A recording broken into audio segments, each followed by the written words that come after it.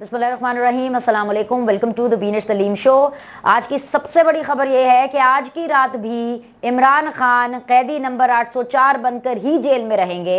वो जो उन्होंने तैयारियां कर ली थी ना कि बस अब तो कुछ भी हो जाए, अब तो इश्क का इम्तिहान मुकम्मल तौर पर वो कहते हैं ना फ्लाइंग कलर से पास करेंगे उमर अता बंदयाल साहब, वो नहीं हो सका। उमर अता बंदयाल साहब इंतजार करते रह गए। वो कौन सा गाना था अमिताभ बच्चन का, इंतहा हो गई इंतजार की, आए ना कुछ खबर मेरे यार की। यही सूरत हाल थी आज उमर अता बंदयाल साहब की। वो बेचारे 2 बजे तक इंतजार करते रहे लेकिन कुछ नहीं हो सका। एग्जैक्टली क्या हुआ सब कुछ आपको इस वीडियो में बताऊंगी। इसके अलावा मैंने इस वीडियो के अंदर आपको यह भी बताना है कि इलेक्शन कमीशन ने सदर पाकिस्तान को ठेंगा दिखाया है।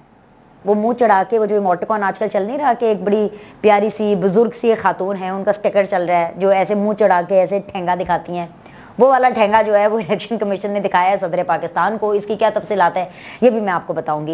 And last but never the least, जो इस वीडियो के अंदर मैंने आपसे बात करनी है, बाकी और बहुत सी बातें हैं जो कि हम अगली वीडियो में भी करेंगे, लेकिन इस वीडियो की जो आखिरी बात मैंने आपसे करनी है वो ये है कि FIA के सामने जाते ही कुरैशी साहब की जो कांपे थी वो टांकना शुरू हो गई। हाँ जी, वो उनकी कांपे टांकना शुरू हो गई और उन्होंने सारा का सारा मलबा जो है वो इमरान खान पर डाल दिया। इसकी क्या तफसीलात है ये भी मैं आपको बताऊंगी, लेकिन सबसे पहले आज का अहवाल यही है कि भाई मुझे बहुत अफसोस से कहना पड़ रहा है, मैं दिली तौर पर बहुत दुखी हूँ, बहुत ज़्यादा दुखी हूँ अपने तमाम तर यूथिया बहन भाइयों के लिए, क्योंकि उन सब ने मिठाइयाँ तैयार की हुई थी। इतनी मिठाइयाँ, वो सारी मिठाइयाँ बासी हो गई। आज बारिश भी हुई है और वो मिठाइयाँ बारिश में बह गई। वो देखे तैरती भी जा रही थी बारिश के अंदर, वो इसलिए क्योंकि मिठाइयाँ खाने का मौका ही नहीं मिला। सारी PTI का जितनी भी रह गई है बच्ची कुची, उनका ये ख्याल था कि आज तो उमर अता बंदयाल साहब के नारे बजेंगे, क्योंकि उन्होंने एक दिन पहले ही उमर अता बंदयाल साहब को झाड़ पर चढ़ा दिया कि भाई ये तो बहुत ही अजीम आदमी है और ये तो कल इमरान खान साहब को रिहा कर देंगे। दूसरी तरफ उन्होंने क्या किया कि वो जो जज हैं ये फारूक साहब, आमिर फारूक साहब, उनको उन्होंने क्या किया कि जी उनके साथ उन्होंने ऐसी तैसी फेरी, इतना प्रेशर उन पे डाला, गाली गलोच, उनको प्रेशराइज किया, यहाँ तक के बहुत बावसूख जराए से मैं आपको बता रही हूँ कि बहुत से उन्हीं की बरादरी के लोगों ने, यानी वकला बरादरी के, जजेस बरादरी के बहुत से लोगों ने उनको फोन भी किए डायरेक्टली और इनडायरेक्टली कि जी इस्लामाबाद हाई कोर्ट के अंदर ये जो भी आपकी समात है सजा मौतली की इमरान खान से, जरा हौला हाथ रखना। लेकिन भाई मैं कहती हूँ कमाल है, सैल्यूट मैं पेश करती हूँ chief justice Islamabad high court को कि भाई उन्होंने इतने प्रेशर के बावजूद आज बहुत बर्दाश्त और तहम्मुल का मुजाहरा किया।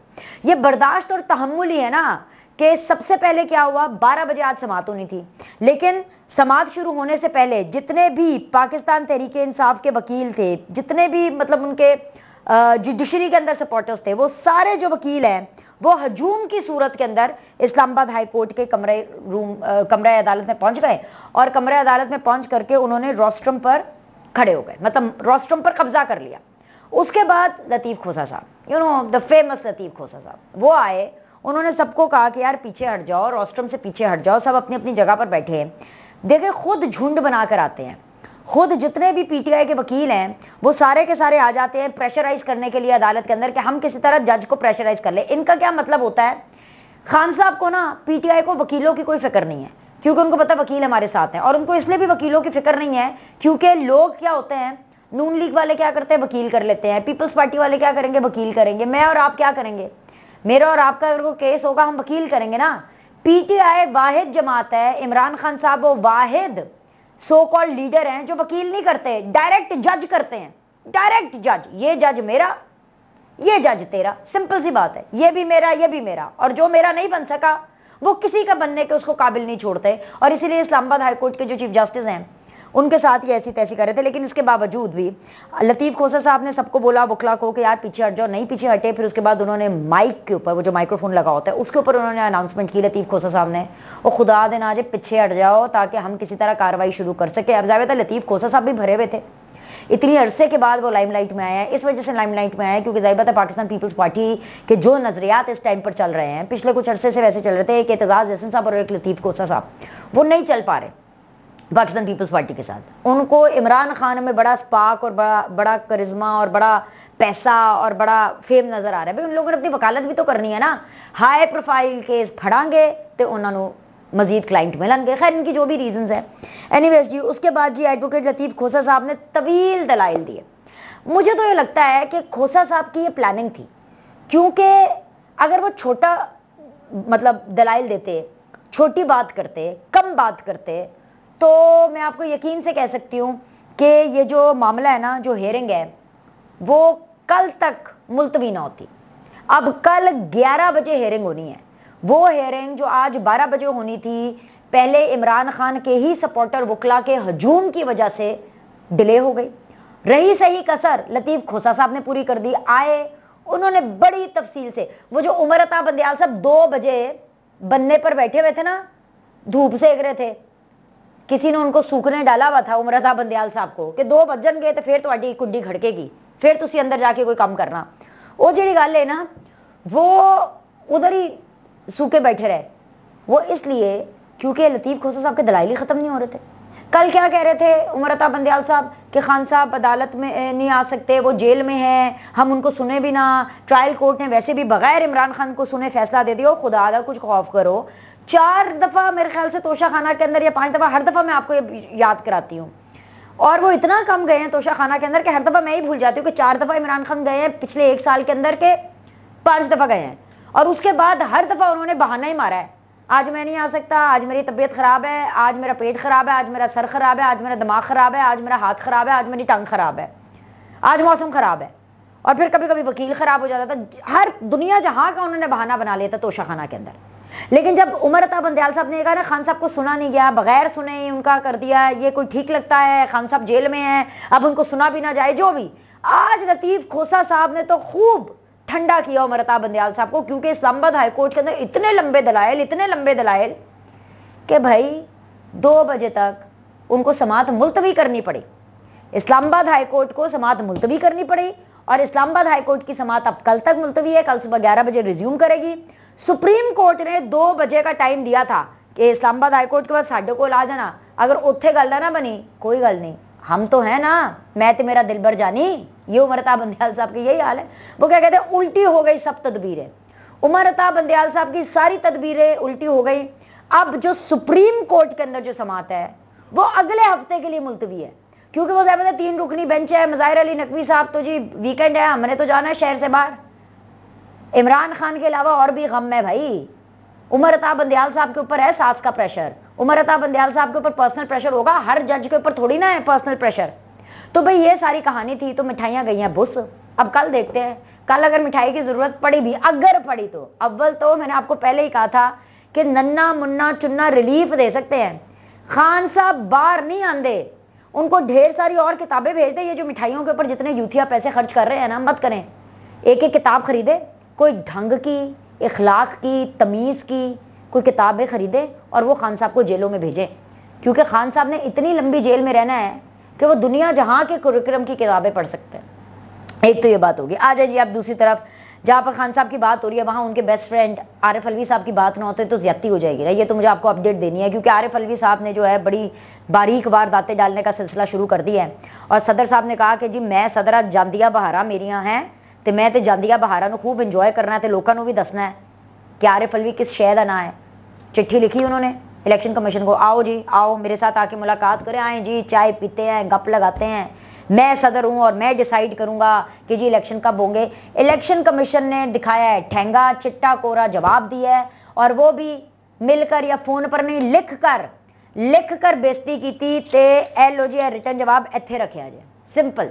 इलेक्शन कमीशन ने कहा जी मेरी बात सुने, आप हमारे लिए बड़े काबिल एहतराम है, जब आपकी जरूरत होगी हम आपसे मशवरे कर लेंगे आगे, ठीक है। ये मैं आपको लुबे लुबा बता रही हूँ, खत साइट पे चल रहा है, उनका जो जवाब है ना इलेक्शन कमीशन का चल रहा है भाई। चीफ इलेक्शन कमिश्नर ने कहा कि जी हम नहीं जाएंगे, और ये फैसला अकेले इकलौते चीफ इलेक्शन कमिश्नर का नहीं है। ये जब खत लिखा गया सदर पाकिस्तान ने, तो इलेक्शन कमीशन के अंदर एक बाकायदा तौर पर एक इजलास हुआ, उसके अंदर लीगल यानी वकला भी मौजूद थे, और वकला ने उनको गाइड किया, क्योंकि इलेक्शन एक्ट के अंदर तरमीम हुई है। थोड़ी सी समझने वाली बात है, लेकिन समझ लें, कुछ समझने वाली बातें भी समझ लिया करें। आप सारे लोग यूथिया ना बन जाया करेंगे, जो आपका दिल करे हम आपको वही सुनाएं, और जो आपका दिल करे आप वही समझे। ये समझने वाली बात है कि ये ना हो कि वो जैसे पीटीआई के जितने भी यूथियाज हैं वो ये कह रहे हैं कि जी इलेक्शन कमिश्नर जो है बायस हो गया, और इलेक्शन कमीशन कोई बायस नहीं हुआ। पार्लियामेंट ने इलेक्शन एक्ट में तरमीम की थी, ठीक है, जाते जाते इस तरमीम के तहत इलेक्शन कमीशन को इख्तियार है जब प्राइम मिनिस्टर के कहने के ऊपर असेंबली डिसॉल्व हो गई, प्राइम मिनिस्टर ने चिट्ठी लिखी, सदर ने उसको किया ओके जी, डिसॉल्व हो गई, ठीक है असेंबली, तो ये इख्तियार इलेक्शन कमीशन का है कि ये इलेक्शन कमीशन की जिम्मेदारी और उसका इख्तियार है कि इलेक्शन कब कराने। ठीक हो गया। सदर साहब, मैंने वही कहा ना, मैंने कल भी कहा, आज मैं फिर कहती हूँ, भंग पी रहे हैं। मुझे लगता है भंग के अंदर भी कुछ 4 चीजें मिला के पी रहे हैं जिनको कुछ नहीं पता। इलेक्शन एक्ट में तरमीम के बाद सदर के पास इलेक्शन का इख्तियार नहीं है। हाँ, एक सूरत में है, एक सूरत में है, वो कौन सी शिक है जी, 58(2) के तहत अगर सदर असेंबली तहलील करे तब सदर चौधरी बन सकता है। तब सदर चौधरी बन करके इलेक्शन कमीशन को बुला सकता है, मामियों इधर आओ, चाह भी छो, मैनू इलेक्शन की तारीख दो, मैं तानू दे रहा कि इलेक्शन की तारीख होनी है। लेकिन after the amendment in the election act which is recently happened, ये प्राइम मिनिस्टर ने समरी भेजी 9 अगस्त को, सदर पाकिस्तान ने उसके ऊपर साइन किया। मजा आता ना, सदर पाकिस्तान जरा विजनरी होता तो उसी टाइम पर कहते कि भाई इलेक्शन की तारीख पहले बताएं, या मैं ये देता हूं तारीख, या इलेक्शन कमीशन इस तारीख पर इलेक्शन कराए। उस वक्त उन्होंने चुप करके साइन किए, लुडियां पाई, डप्पे मारे कि चलो जी खान तो गए हो, शहबाज शरीफ भी गए हो, हैं, ये बड़े खुश हुए। सदर ने कहा अब ये मेरी टेरिटरी है, मैं तनहा इस पूरी रियासत का मालिक। ऐसे थोड़ी ना है, बाकी लोग इतने आलू छोले बेचन आए ने, उन्होंने कुछ अपनी प्लानिंग नहीं करनी, उन्होंने कोई इसका रिएक्शन या स्टेप उन्होंने नहीं सोचा हुआ था कि निगरान सेटअप आएगा, क्या करेंगे क्या नहीं करेंगे, सारी कहानी आपके सामने, हम माशाल्लाह समझदार लोग हैं। तो भाई सदर साहब को मुंह की खानी पड़ी आज, सीधी सी बात है। तो उनसे कहा गया है कि आप अपनी हद में रहें, यही है तमीज़दार तरीके से, आप अपनी हद में रहें, जब आपकी ज़रूरत होगी तब आपसे मुशावरत कर लेंगे। बिल्कुल वैसे कि आखिर में आपको पता है, इस वीडियो के आखिर में जो मैं आपसे बात करना चाहती हूँ, बातें नहीं मेरी ख़त्म हुई, मेरी बातें नहीं ख़त्म होती हैं, फिक्र ना करें, बाकी बातें अगली वीडियो में करेंगे। लेकिन FIA ने 4 रोज़ा रिमांड पे शाह महमूद कुरैशी साहब को रखा हुआ था। किस मामले में? वही आओ खेलें साइफर। शाह महमूद कुरैशी ने सारा मलबा इमरान खान पे डाल दी। अच्छा, मैं आपको बता दूँ, इमरान खान साहब ऑलरेडी साइफर के अंदर अरेस्ट है, ठीक है, गिरफ्तारी डाली भी है जेल के अंदर। तो शाह महमूद कुरैशी साहब से पूछा कि मैंने आपको बताया था कि सवाल उनसे बड़े सख्त पूछे FIA ने। देखने में तो सादा सवाल हैं, लेकिन जब सवालात के जवाब नहीं होते ना तो बड़े मुश्किल सवाल होते हैं।